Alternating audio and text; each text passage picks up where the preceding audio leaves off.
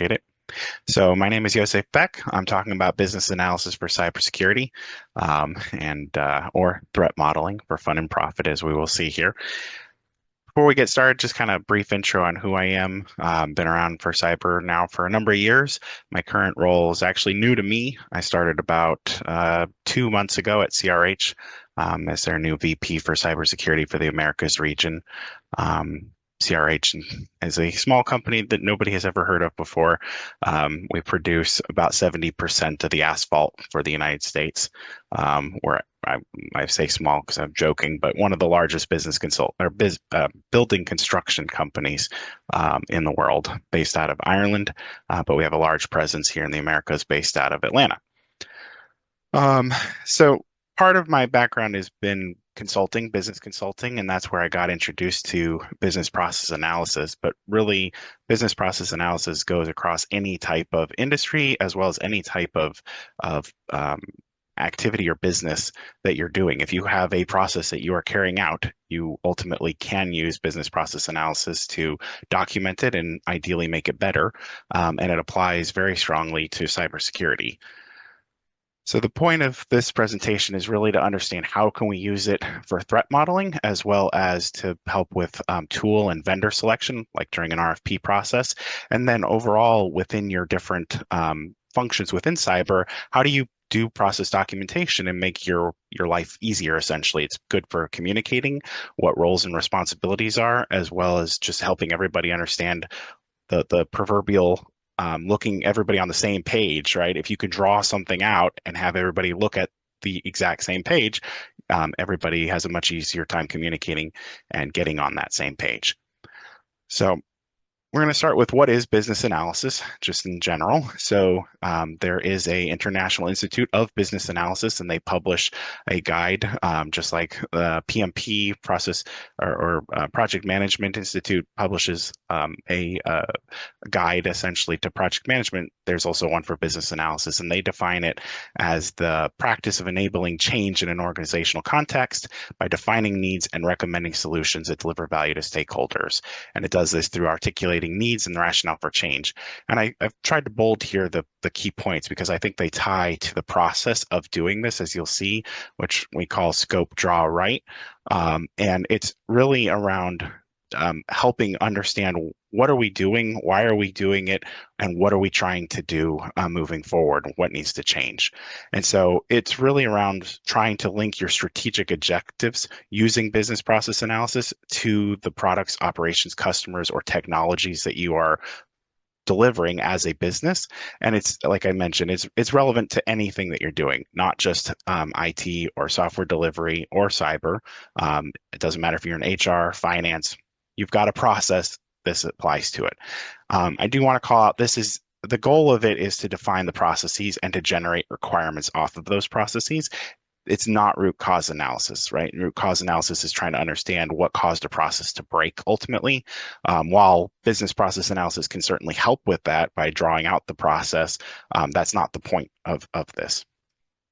So as I mentioned, it's scope, draw, write, defining the scope of what you're looking to change or document, drawing out what those processes are, and then ultimately writing requirements.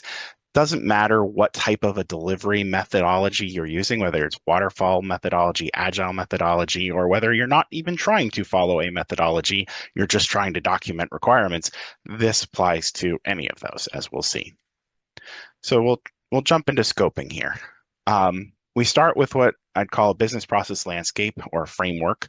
I've got a generic one here over on the right that includes cybersecurity, and it's really trying to put your business on a page, or it could be a segment. So if we wanted to just look at, for example, a CISO's org within a business, we could draw out one of these as a cybersecurity landscape, just focusing on all the capabilities within cyber. And it's really trying to say, high level, what are all the business processes that are happening or need to happen inside of our business, and it helps understand.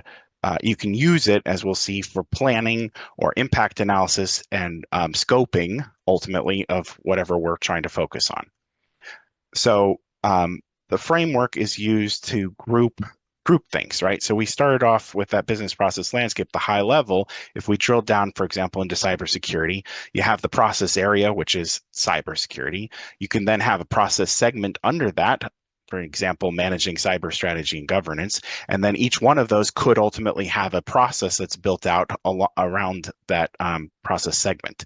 And so here's an example of just a small one, right, for managing cyber strategy and governance, where we would have a security lead. They schedule an annual strategy meeting. They meet with their security team. They update their strategy document.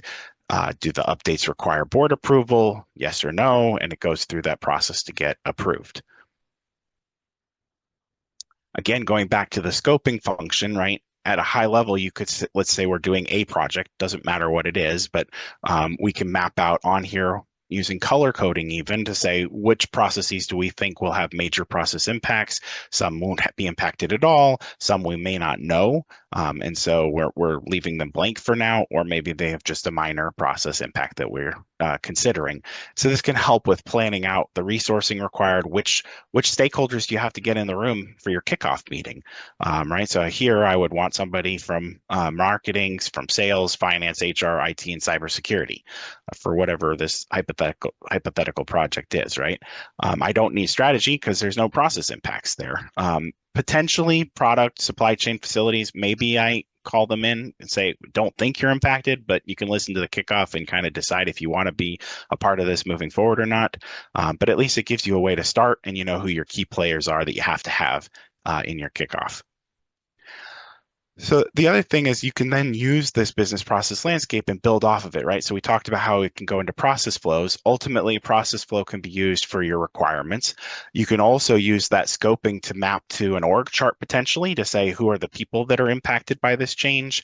You can link it to your list of your technology, which tools are supporting each of those processes. And even going further within those tools, what data are we talking about? Where is the data moving? How will the data flows potentially change based off of our process change? So you really want to link all of these through, as you'll see, with breadcrumbs, so that as you're documenting, you can go back and trace your requirements all the way back up to the landscape and through your process flows, et cetera, so that you really have a good view end to end of whatever change it is you're discussing. So let's go a little bit deeper into business scenarios, which I still consider part of your scoping. So you've scoped out high level. We have this project. We've identified the big process areas that we think will have some impacts. And then you can have discussions around each one to say, what are the scenarios that happen within these business processes. So these are not requirements, all right? It's not this system shall do X, Y, Z. It is more focusing on the problems and the desired outcomes that you're trying to achieve with whatever project within this process, right? So if you're familiar with agile development, right, these are the user stories for agile development. So an example here would be the use case. If we tie it back to that high-level cybersecurity process area, we then have the process segment we talked about of managing the cyber strategy and governance.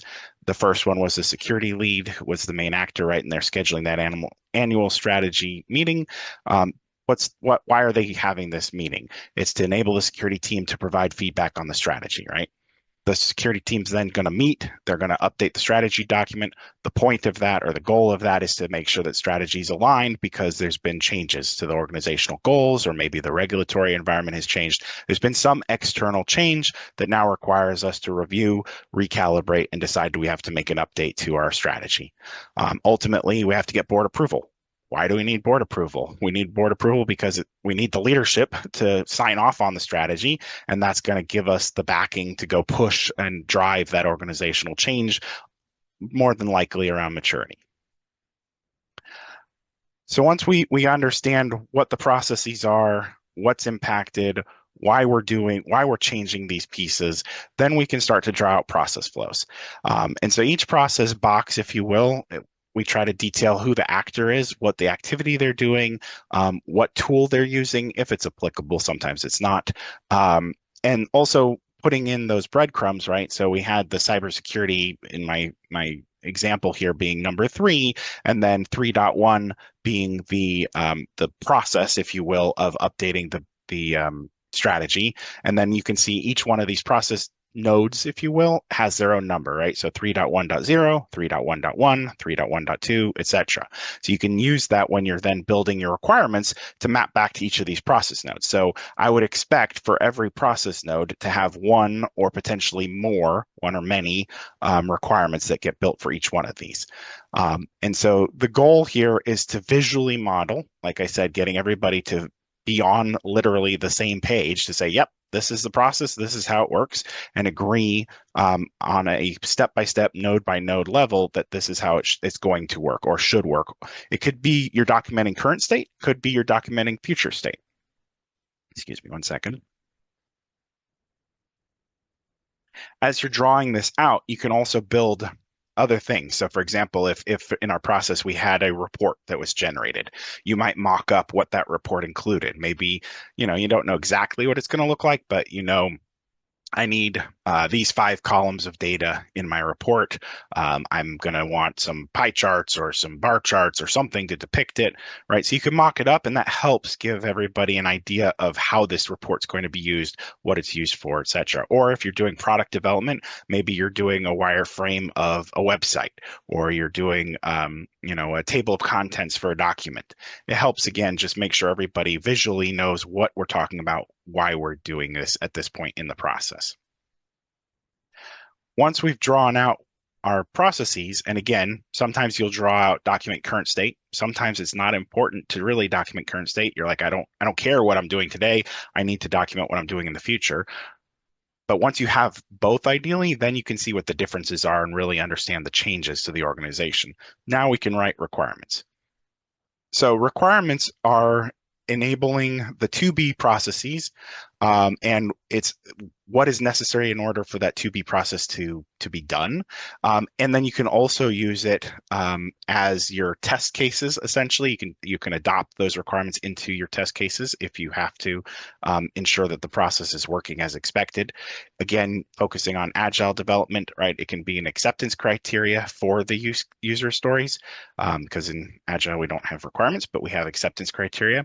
And so these are it can be functional, it can be non-functional requirements.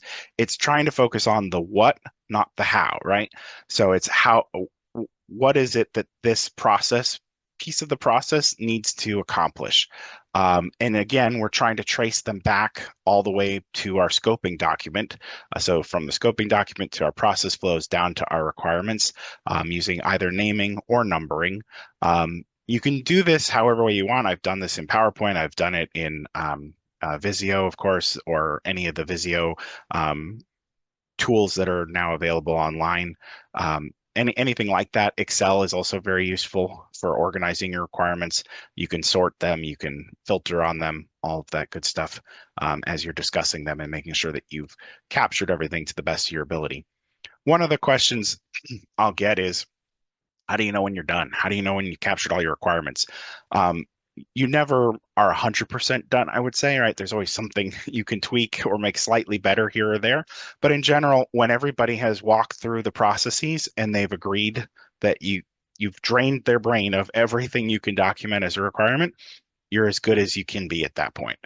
You've captured as much as you can. As you actually go through the development or the rollout of a process, and I know I keep using development terms because this is very applicable to software, but it's also very applicable to just generic built processes that you might carry out from a cyber perspective. And we're going to go through some examples here towards the end as well.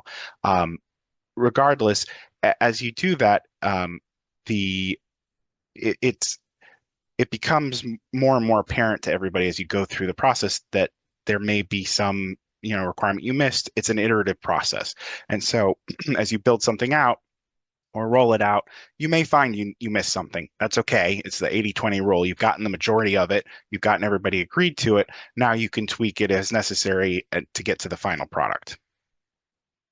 So again, traceability going down to the requirements level. So again, we have the scope of cybersecurity in the top left with 3. We have our process, sub-process that we're focusing on around this managed cyber strategy and governance. We've built out a process flow. And now for each step within each of these, we can have a requirement. So for example, 3.1.0, this process node, schedule annual strategy meeting. They're doing it via email. Maybe the requirement is provide security lead with strategy meeting agenda and meeting template, right? So they've got something built, pre-canned. They can send it off annually or however often they are updating this document, and they are ready to go from an email perspective. The next step around updating the document, so provide strategy draft document and change control mechanism. We're going to need to have a way to track our changes over time. That's now requirement for step 2. Step 3, or 3.1.2 in this case, right, is updating. Do the updates require board approval? Well, how do I know that? I have to define criteria for when updates to the document require board approval. So I need some sort of checklist that I can go through and determine, does this go to the board or does it not have to? So again, you can see how these all tie back, and you can visualize this, right, as an Excel document that has that traceability, so that I've got my business requirement identity or ID number. I've got my process step or process node number. It ties back to the segment, which ties back to the process area back on my scoping document. All right. One last slide here before we kind of change over to cyber and try to focus this a little more on cybersecurity. Just another view of this from an agile development perspective, right? So the scoping piece in this case, if you think about this as an agile story, would be high level. As a security lead, I need to collect security team's updates to the cybersecurity strategy and present any major changes in strategy to the board for review and approval, right? So that's my overall story. I have some dependencies that become the draw, if you will, of the processes around what they are doing, and then the acceptance criteria are my requirements for how I know that this has been built appropriately. All right, so great, sounds cool. I've told you it applies to everything. How does this actually help with cybersecurity? So let's go through some examples. First of all, this could be an example of a scoping document for cybersecurity. Right, it's a threat landscape. It's telling you the who is targeting us, how could they target us, what are they after, what's the potential impact of whatever these bad actors are doing, right? So threat actors, as we all know, they could be hackers, they could be internal employees potentially, it could be an external group, organized criminals, right? Any of these various threat actors, how could they attack us? There's an infinite way, but here's a nice aggregated list, if you will, right? It could be that we've got vulnerabilities, we're using insecure protocols, maybe they do a denial of service attack on us, right, from a integrity or availability perspective. There's lots of ways that they could get either into our systems or hurt our systems. What are they after, right? The crown jewels, if you will.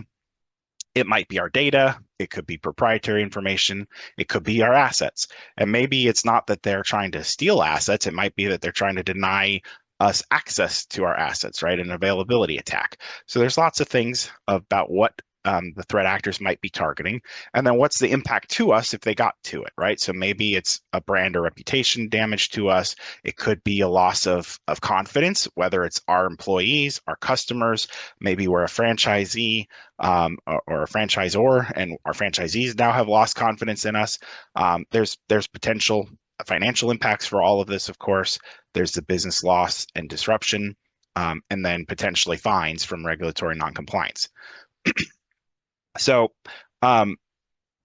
you can think of this as your scoping document, and then we're going to see how this applies to threat modeling, essentially. But one other just quick call out I was going to put along the bottom here, right? The who, right? Who focuses on the threat actors within a cyber team? The people that are looking at the threat actors and trying to identify who's targeting us as an organization is our cyber threat intelligence team, typically. The threat vectors about how somebody can hurt us, security operations is typically the one that's trying to put in place the controls, essentially, to stop somebody coming in from those vectors. And then really, and this is a piece that I think a lot of cyber teams may be a little weak on, is really engaging with our business, right? We as cyber professionals may think we know what our business crown jewels are or what we think the operational or organizational impact might be. But until you've had the business officially tell you, yes, I'm concerned about this data leaving or this data being stolen, or this is how I could get fined, right? It's really it's not in my mind set in stone. I want to hear the business buy in and tell me exactly what they're concerned about so that I can then, from a cyber perspective, help achieve the organizational goals. All right. So now let's go back to business process analysis and see how we can anchor back to that landscape. So if I'm doing scenario threat modeling, right? Maybe my scenario, I've made this up. I've got a phishing email. It's going to compromise somebody at our data center. It's going to allow hackers access. We're a company that hosts IoT devices for consumers, and now it's giving those hackers access to those IoT devices. That's my high level scenario, right? So the who, okay, out of the list of actors, it could, the top ones, I would say, it could be potentially somebody else, but the ones I'm going to focus on for this example are organized criminals, nation states, and hackers. The threat vector we've already identified in our scenario. It was a phishing email with malware. Crown jewels, they're after our data potentially and or the technology components, those IoT devices. And then the impact, well, there's a lot of different impacts that could happen here, right? We could have brand and reputation damage. Our customers might lose confidence if they find out that we allowed access to their IoT devices or the data within them. Those could all impact us financially. We could have an operational disruption if they take our data center offline or they take down the IoT devices. And depending on what these IoT devices are doing, there might be regulatory non-compliance in there. Potentially the data that gets compromised could have regulatory issues. So there's a lot of potential impact from this one scenario. Now let's take it a little bit further. So and really I'm trying to highlight here how security capabilities layer across one another so that when we do our threat modeling, you'll maybe hopefully better understand why I'm building out the requirements, if you will, for this scenario the way I am. So on the left-hand side, we have our malicious traffic, and it's coming across and it's trying to get down to our endpoints or IoT devices in this case over on the right-hand side, right? So we have different types of capabilities and they act at different layers. So I might have some that are either deployed in the cloud or are SaaS devices, SaaS systems that are helping secure me. They may be a scanner, for example, that's hosted in the cloud and then it scans on-prem. There's things that live outside of my environments, if you will, that may help protect or identify bad things from getting down to my actual on-prem. On-prem at the edge, I'm going to rely on network security. I'm going to have incident response capabilities. I'm going to be monitoring for things coming in and out of my systems. I'm going to have things like intrusion detection and prevention systems running. And then ultimately down on the assets themselves, the IT systems that I'm trying to protect, right? I've got other things that may be happening. So maybe there's data protection. It could be that I've encrypted the data or I've encrypted my hard drives or I've got data loss prevention controls in place so that I can see data trying to exfiltrate from my environment. I may be running, endpoint detection and response or EDR software or antivirus type protections.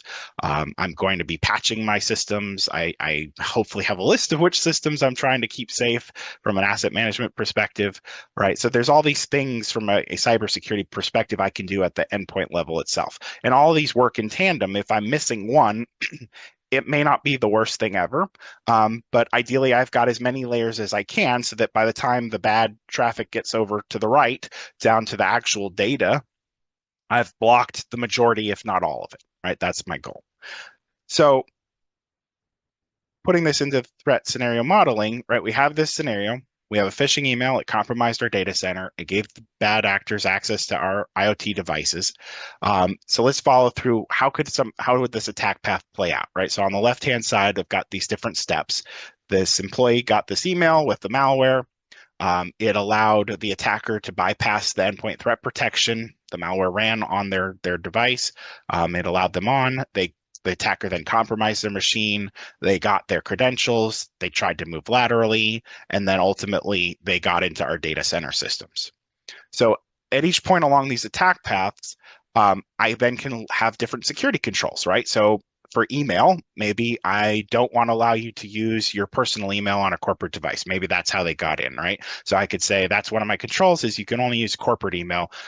Why? Because that way I can lock down corporate email. I can apply email threat protection. I can't do that to your personal Google or Gmail account or Microsoft account.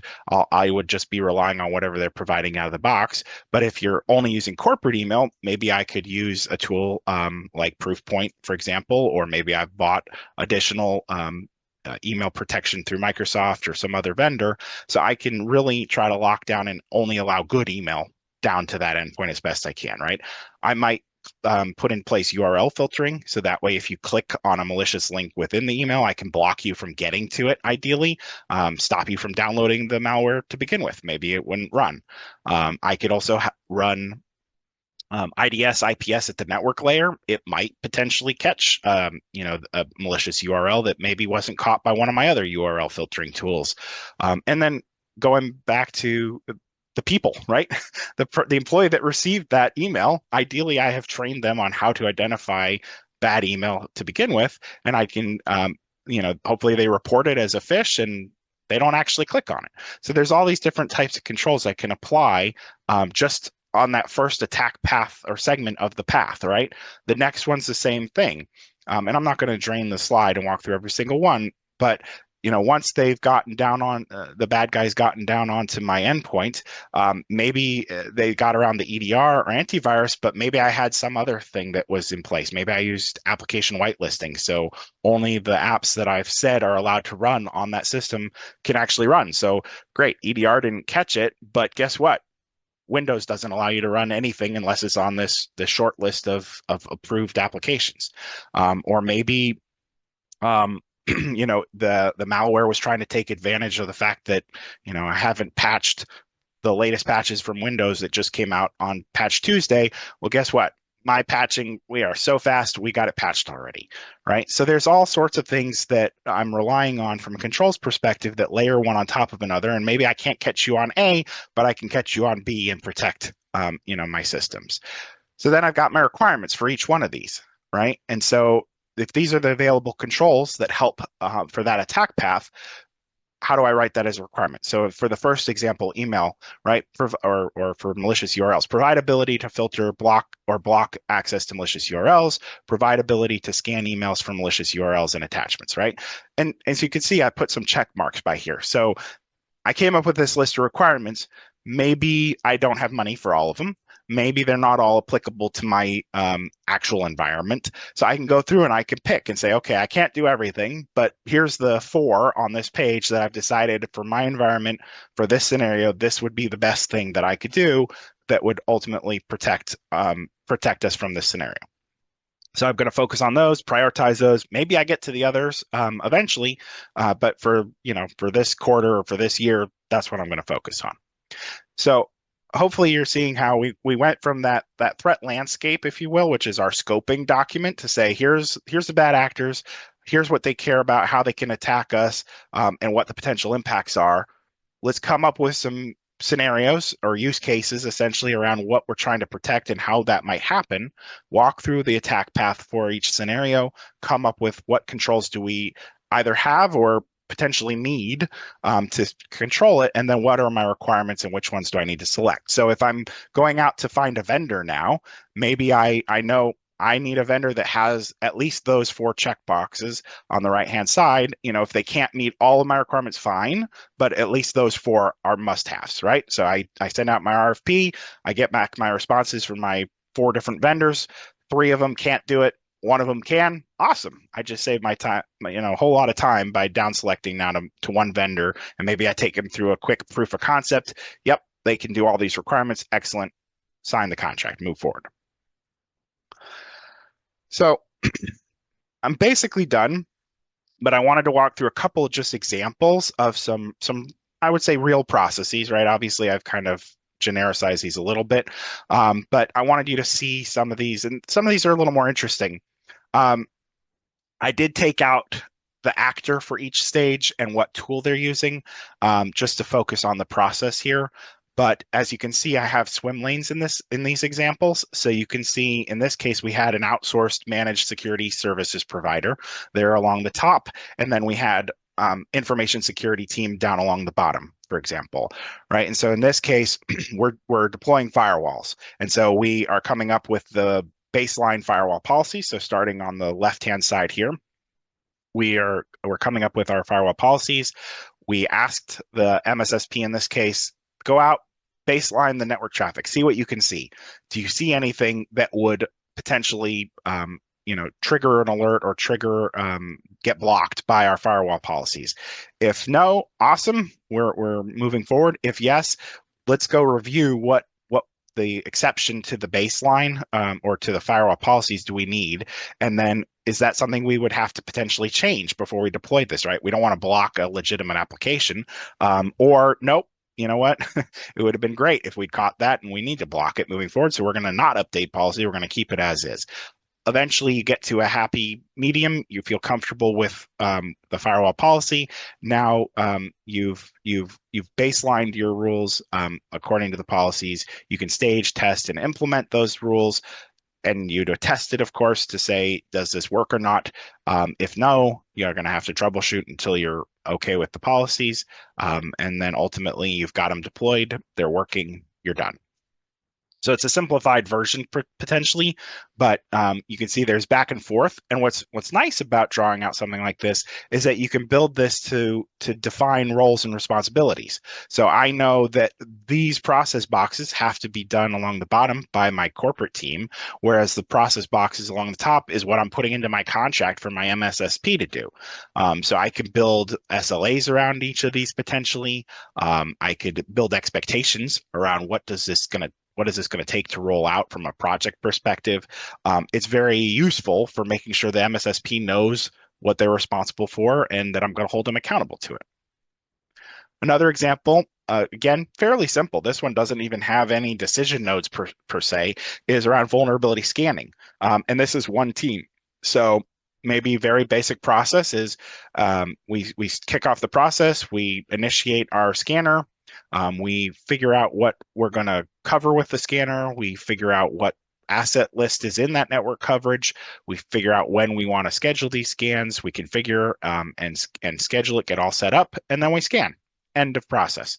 Now, obviously, we're going to have findings from the scans, and then there's going to be another process that kicks off around findings remediation potentially. But you could see maybe for onboarding a new person to the team, and we're trying to explain how does vulnerability management work.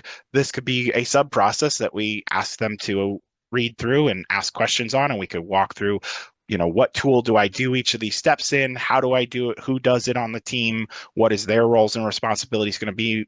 Maybe they're being responsible for determining network coverage. Maybe they're a network expert, or maybe they're an asset person, right? And so they're only responsible for a couple process boxes on here.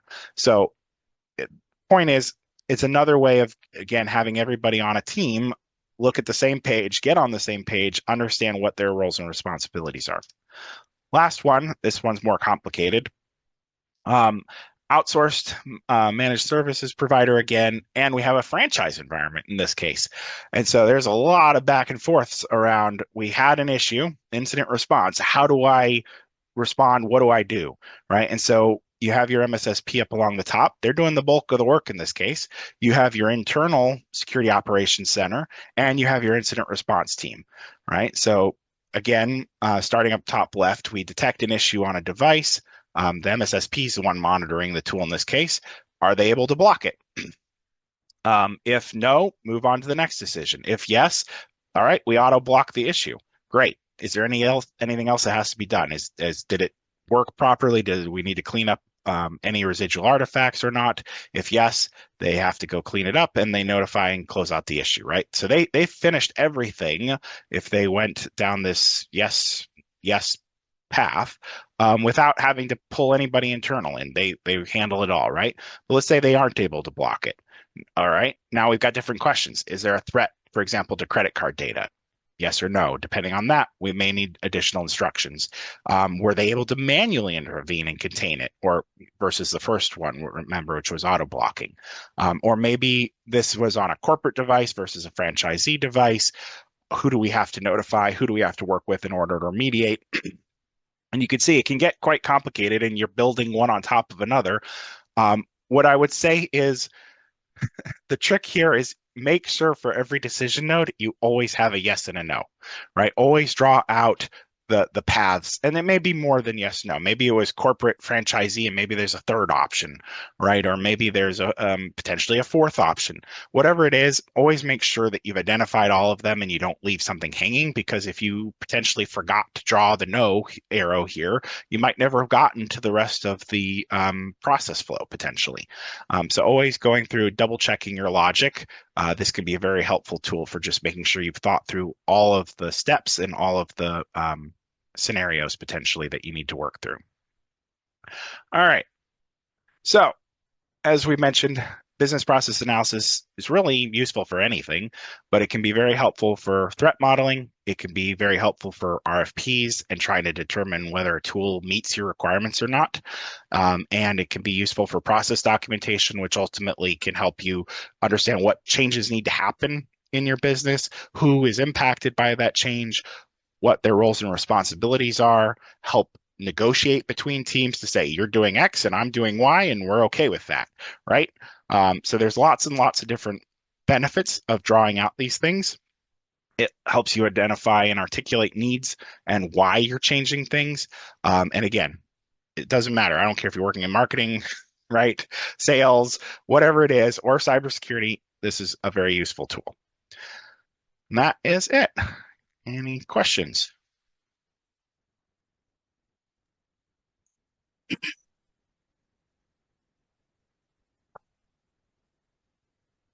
Any questions?